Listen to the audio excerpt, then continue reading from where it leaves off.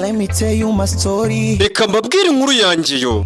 I was born in Mtwara, Tanzania. Navukiye mu Mtwara, Tanzania.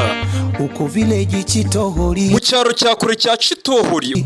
Life is harder than you never see. Ubuzima ntibuba bworoshye yo. My dream was to play football. Football zari zo nzozi zanjye.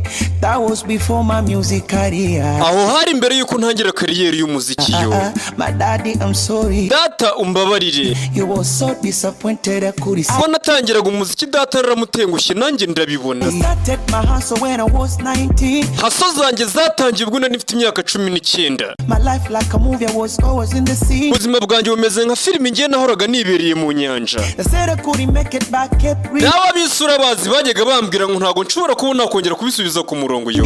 I used to play bless come my way. Yewe nta kintu nakoraga uretse kwisengera Imana ngo inyihere umugisha mu byo nkora. Only God knows all the places I've been. Imana yonyine niyo izi nzira naciyemo kugira ngo mbe ndi uwundi bungu. Somebody on my name but my heart is still clean. Abisi bo nta kindi bakora uretse kwambika icyasha izina ryanjye gusa umutima wanjye uracyari kuri niyo. I had nothing, all I had was dreams. Icyo gihe nta kindi kintu nari mfite uretse inzozi zonyine. I used to play bless come my way. Nkakomeza kwisengera Imana ngo inyihere umugisha mu byo nakoraga.